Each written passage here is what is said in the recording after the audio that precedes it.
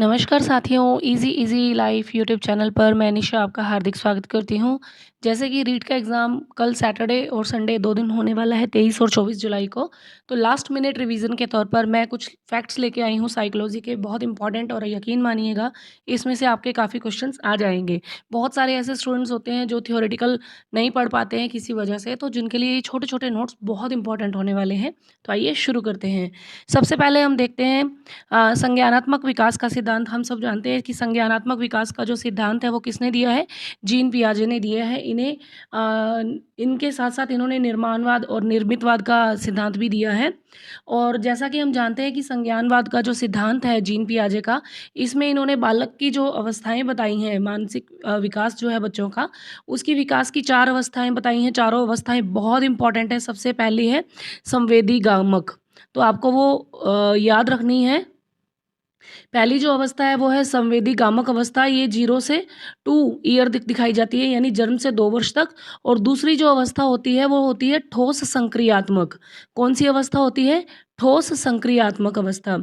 ये होती है 2 से 7 वर्ष की। और तीसरी है, सॉरी, ये पूर्व ठोस संक्रियात्मक है। और तीसरी होती है ठोस संक्रियात्मक। ठीक है।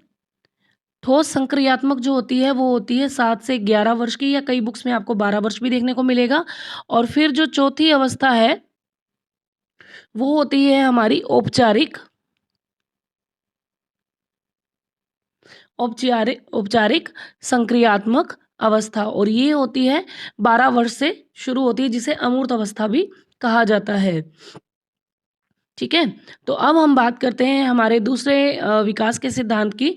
वो है संज्ञानात्मक विकास का सिद्धांत, जो किसने दिया है? जेरोम ब्रूनर ने दिया है। जेरोम ब्रूनर के इस सिद्धांत को मोस्टली मैट्रिक्स प्रयोग भी कहा जाता है। इसमें भी इन्होंने भी कुछ अवस्थाएं बताई हैं, और वो कौन कौन सी है? 3 अवस्थाएं बताई हैं, जिसमें एक सक्रियन अवस्था होती है। कौन सी होती है? जेरोम ब्रूनर के मैट्रिक्स प्रयोग में एक होती है सक्रियन अवस्था। ठीक है। और दूसरी होती है प्रतिमात्मक अवस्था, यानी कि जिसे चित्र निर्माण अवस्था भी कहा जाता है। ठीक है। और तीसरी होती है इसमें प्रतीकात्मक अवस्था।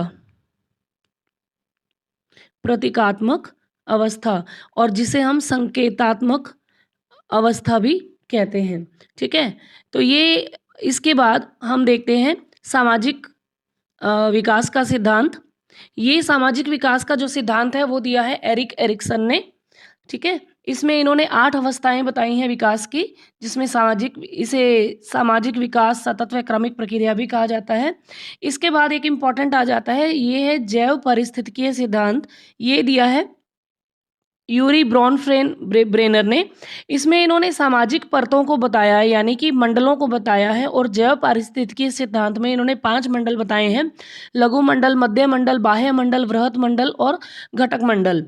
ठीक है। फिर इसके बाद हम देखते हैं नैतिक निर्णय का सिद्धांत। ये भी किसने दिया है? जीन पियाजे ने ही दिया है। जीन पियाजे के इस सिद्धांत में क्या बताया गया है? 4 अवस्थाएं बताई गई हैं। जैसे इसे मॉरल जजमेंट ऑफ चाइल्ड भी कहा जाता है, इनकी बुक आई थी, उसमें इनको नैतिक विकास का सिद्धांत दिया है। 4 अवस्थाएं हैं: गैर नैतिक अवस्था, विषम नैतिकता सेकंड फेज, और स्वायत्तता की नैतिकता। यानी कि इसकी भी 4 फेजेस इन्होंने, स्टेजेस को बताया है। इसके बाद में आता है नैतिक दुविधा का सिद्धांत। ये दिया है कोहलबर्ग ने, जिसमें इन्होंने इसकी 3 अवस्थाएं बताई हैं। जैसे एक है पूर्व परंपरागत या प्राक या रूढ़िगत अवस्था, यानी प्री कन्वेंशनल स्टेज बताया है, जिसे 4 to 10 ईयर होता है। फिर उन्होंने बताई है परंपरागत नैतिकता, ये कन्वेंशनल स्टेज होती है 10 to 13 ईयर। और फिर इन्होंने बताई है पश्च परंपरागत या उत्तर रूढ़िगत, या जिसे हम पोस्ट कन्वेंशनल स्टेज भी कहते हैं, ये 13 ईयर से आगे होती शुरू जाती है। इसके बाद में हम बात करने वाले हैं नैतिक निष्कर्ष का सिद्धांत। ये नैतिक विकास का सिद्धांत है, जो किसने दिया है? हैविंग हर्स्ट ने दिया है। इसमें इन्होंने 5 अवस्थाएं बताई हैं: नैतिक निरपेक्ष नैतिक अवस्था, आत्म केंद्रित नैतिक अवस्था, समाज केंद्रित नैतिक अवस्था, विवेकहीन चेतना अवस्था और विवेकशील परोपकारी नैतिक अवस्था। अब हम बात करने वाले हैं संज्ञानात्मक भाषा विकास सिद्धांत की जो दिया है किसने, नोम चॉम्स्की ने दिया है। और इसमें इन्होंने किसके बारे में बात की है, LAD यानी लैंग्वेज एक्विजिशन डिवाइस के बारे में इन्होंने बताया है। लैंग्वेज एक्विजिशन डिवाइस यानी भाषा अर्जन युक्ति भी जिसे कहा जाता है, ये भाषा विकास का सबसे बेस्ट प्रिंसिपल रहा है, भाषा विकास का सर्वोत्तम सिद्धांत कहते हैं जो नियोम चॉम्स्की ने दिया है। इसे संज्ञानात्मक भाषा विकास सिद्धांत भी जो हमने अभी पढ़ा ये कहा जाता है। LAD यानी लैंग्वेज एक्विजिशन डिवाइस, इसके अंदर बताई जाती है भाषा अर्जन युक्ति, यानी कि भाषा सीखने की एक योग्यता एक जन्मजात या आनुवंशिक अवधारणा है, लेकिन बालक कौन सी भाषा सीखता है ये किसके ऊपर डिपेंड करता है, वातावरण पर निर्भर करता है। अब इसके बाद में आ जाता है मूल प्रवृत्तियां। मूल प्रवृत्तियों का जो सिद्धांत है वो मैकडूगल ने दिया है। मूल प्रवृत्तियां जो होती हैं वो कितनी होती हैं, 14 तरह की होती है। जैसे हम पढ़ चुके हैं, पलायन, युयुत्सा, काम, भोजनान्वेषण, शिशु रक्षा, हास, निवृत्ति, संवेदना, आत्महीनता, आत्म प्रदर्शन, संचय, जिज्ञासा, रचना, सामूहिकता। ये बहुत सारी ऐसी 14 जो बताई गई हैं मैकडूगल ने। ये किस में बताई थी, इन्होंने अपनी एक बुक आई थी an introduction to social psychology, ये बुक आई थी इनकी, जिसमें इन्होंने बताया है किसके बारे में, मूल प्रवृत्तियों के बारे में बताया है। वो मानते हैं कि मूल प्रवृत्तियां जो है वो परंपरागत या जन्मजात मनोशारीरिक प्रवृत्तियां होती हैं जो किसी विशेष वस्तु के देखने, उसके प्रति ध्यान देने या विशेष प्रकार की क्रिया करने के लिए बाध्य करती हैं। ये मानव व्यवहार की ड्राइव्स होती हैं यानी चालक होती हैं। अब हम इसके बाद बात करते हैं किसके बारे में हम बात कर रहे हैं, अब हम करने वाले हैं अधिगम के सिद्धांतों के बारे में। अधिगम के जो सिद्धांत हैं ये 1910 में एजुकेशनल साइकोलॉजी इनकी बुक आई थी, किसकी, थॉर्नडाइक की बुक आई थी। थॉर्नडाइक का अधिगम सिद्धांत भी कहा जाता है। ये तत्परता के नियम, अभ्यास के नियम और प्रभाव के नियम पर आधारित है, ठीक है। और फिर इसके बाद है एकल प्रभाव का नियम, ये एडविन गुथरी ने दिया था। इसमें हार्थोन प्रयोग कहा जाता है जो इन्होंने बिल्ली पर किया था। किसने, एडविन गुथरी ने हॉर्थोन प्रयोग बिल्ली पर किया था एकल प्रयास का। इसके बाद है पुनर्बलन का सिद्धांत, क्लार्क हल ने। इसको मैं थोड़ा आगे डिटेल में बता दूंगी क्योंकि बहुत इंपॉर्टेंट है और इसमें से क्वेश्चन 100% रीड में पूछा जाता है। और फिर है सहज अनुबंधन का सिद्धांत, ये है पावलोव के द्वारा। ये दोनों सिद्धांत मैं आपको आगे थोड़ा सा और डिटेल में बता दूंगी इनके बारे में। फिर है क्रिया प्रसूत अनुबंधन सिद्धांत, ये है BF स्किनर। ये जो थॉर्नडाइक और पावलोव और क्लार्क हल और स्किनर, इनके क्वेश्चंस हमेशा पूछे जाते हैं। फिर है अधिगम का वर्गीकरण सिद्धांत, इसे पदानुक्रम का सिद्धांत भी कहते हैं या इसे अधिगम का पिरामिड सिद्धांत भी कहा जाता है। बहुत बार इसमें से क्वेश्चन पूछा जाता है कि कौन सी अवस्था है, यानी रॉबर्ट M गैगने ने एक बुक आई थी इनकी, द कंडीशंस ऑफ लर्निंग 1965 में। इसमें इन्होंने अधिगम के लर्निंग के 8 प्रकार बताए हैं, यानी कि इन्होंने संकेत अधिगम बनाया है, SR स्टिमुलस रिस्पॉन्स अधिगम बताया है, चेन लर्निंग बताई है, वर्बल एसोसिएशन बताया है, डिस्क्रिमिनेशन बताया है, कॉन्सेप्ट को बताया है और प्रिंसिपल्स को, यानी इनके नाम भी दिए गए हैं। संकेत अधिगम या साचर्य अधिगम कहा जाता है, साइन लर्निंग।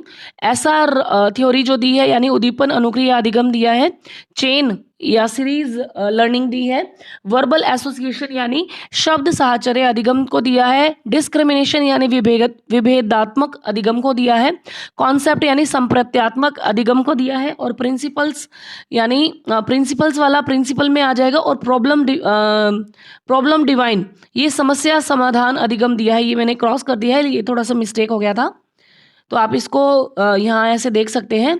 प्रिंसिपल्स वाला ये प्रिंसिपल में सैद्धांतिक तौर पर है और प्रॉब्लम सॉल्विंग समस्या समाधान वाले अधिगम में आ जाता है। इसके बाद हमने अभी देखा था ऊपर सहज अनुबंधन का सिद्धांत, यानी जिसे क्लासिकल कंडीशनिंग भी कहा जाता है। ये किसने दिया है क्लासिकल कंडीशनिंग, ये दिया है IP पावलोव ने, जिसे SR अनुबंधन भी कहा जाता है, S टाइप अनुबंधन भी कहा जाता है। इसमें CS व UCS में अंतराल जो होता है वो 0.5 सेकेंड का होता है, ठीक है। और इसके बारे में अगर हम बात करें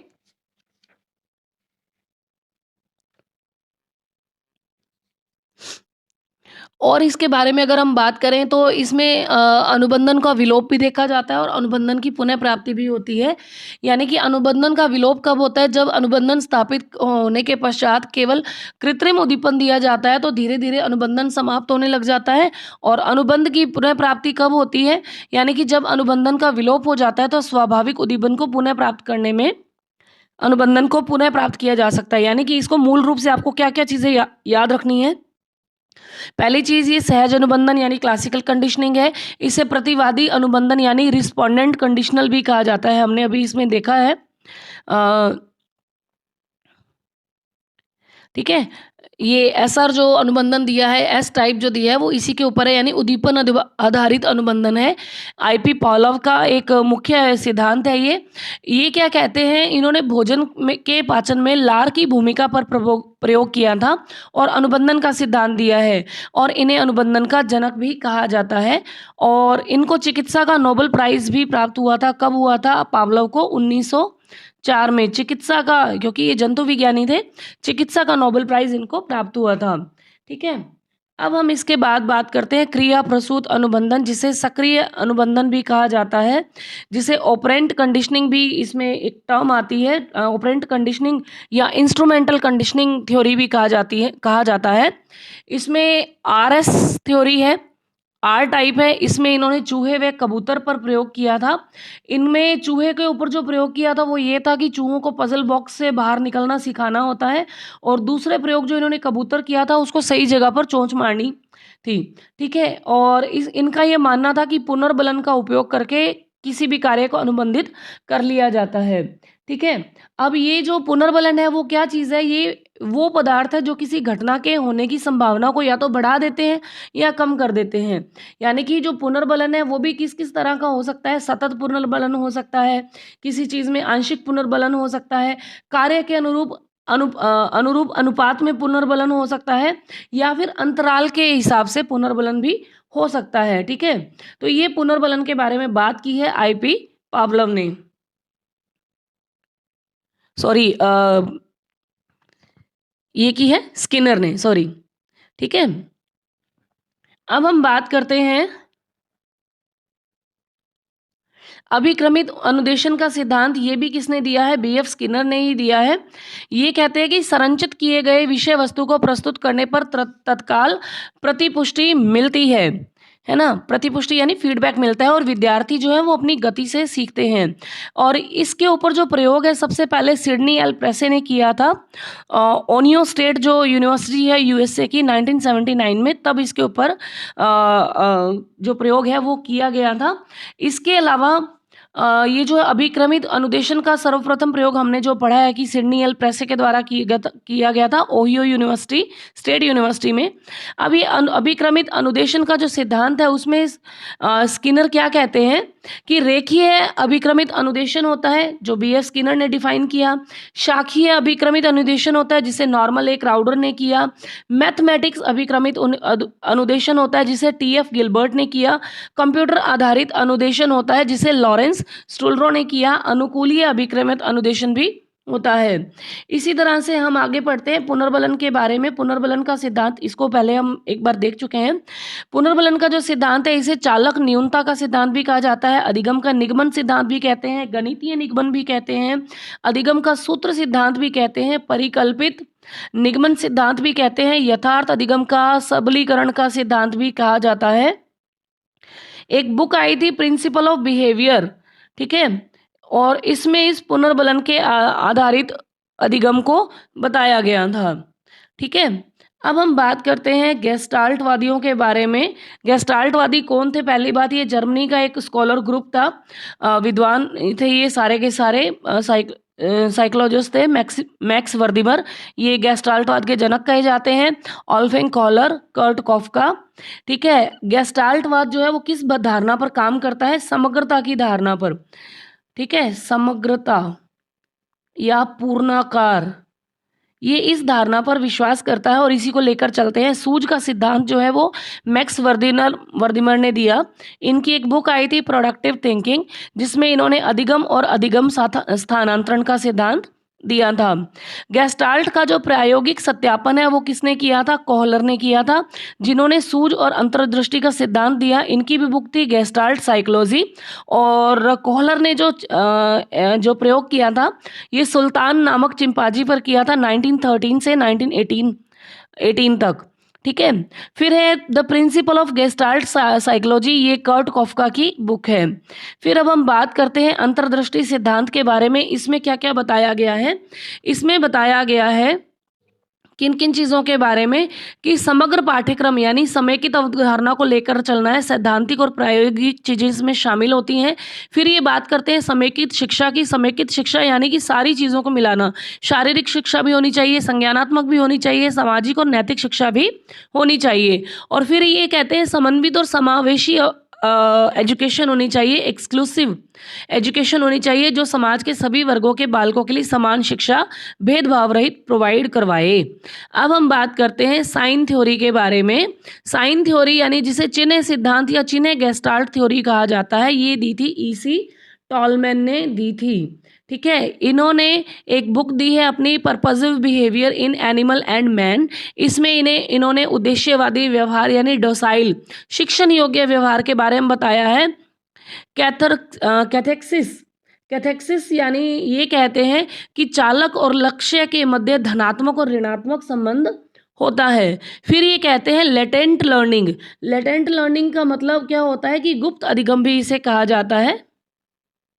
गुप्त अधिगम भी इसे कहा जाता है। ये कहते हैं कि ये वो अधिगम होता है जिसका वर्तमान में कोई परिणाम नहीं होता है, ये व्यर्थ भी नहीं जाते हैं लेकिन लक्ष्य प्राप्ति में सहायक होते हैं, इनका कोई परिणाम नहीं निकलता है। फिर उसके बाद हम देखते हैं संज्ञानात्मक संरचना का अधिगम सिद्धांत, जो किसने दिया है? डेविड आसबेल ने दिया है। इसमें 4 प्रकार का अधिगम होता है, जैसे एक होता है रटकर करवाना, सिखाया जाना यानी रोट लर्निंग, अर्थपूर्ण सीखना मीनिंगफुल लर्निंग, अभिग्रहण यानी रिसेप्शन लर्निंग, अन्वेषणात्मक यानी डिस्कवरी लर्निंग जिसमें स्वयं करके सीखने पर बल दिया जाता है। ये किसका है? डेविड आसबेल का है। फिर है अंतर्दृष्टि अधिगम का सिद्धांत, ये किसने दिया था? ये भी दिया था जेरोम ब्रूनर ने दिया था। इसमें इन्होंने व्यक्तिगत विषय वस्तु संबद्धता को बताया है और सामाजिक विषय वस्तु संबद्धता को बताया है। इनका ये मानना है कि अंतर्दृष्टि अधिगम का जो सिद्धांत है वो संबद्धता को, विषय की संरचना को और अन्वेषणात्मक अधिगम को लेकर चलता है। और अन्वेषणात्मक अधिगम यानी जो डिस्कवरी लर्निंग होता है वो उच्च कोटि का होता है। और आज का जो लास्ट है वो क्या है? फील्ड थ्योरी ऑफ लर्निंग यानी जिसे फील्ड गेस्टाल्ट भी कहा जाता है। ये कोर्ट लेविन ने दिया था 1917 में, स्टैनफोर्ड यूनिवर्सिटी में दिया था इन्होंने। ठीक है, और ये टोपोलॉजी और वेक्टर कॉन्सेप्ट्स को बताता है, यानी कि वेक्टर टोपोलॉजी जो है वो तो तल रूप को बताएगी, वेक्टर जो है वो कर्षण शक्ति को बताता है। इसमें उन्होंने एक बहुत इंपॉर्टेंट फैक्टर दिया है B=F। फिर पीई, इसमें पी तो है हमारे पर्सनल कारक आ जाते हैं, ई हमारे एनवायरमेंटल कारक आ जाते हैं और एफ यानी इनको गुना करते हैं। ठीक है, तो इस तरह से हमारा जो आज का जो क्रिस्पी क्रंची नोट्स हैं लास्ट मिनट रिवीजन के लिए हैं, वो आपको कैसे लगे आप फीडबैक में ज़रूर बताइए। मैं इसका पार्ट 2 जल्दी अभी लेकर आऊँगी आज शाम तक ही, ताकि हम अपनी रिवीजन को और अच्छे से बेहतर बना सकें। तो आज के लिए इतना ही। चैनल को लाइक, शेयर और सब्सक्राइब करना ना भूलें। और सभी रीट एस्पिरेंट से यही कहना चाहूँगी, good luck for your exam. Thank you.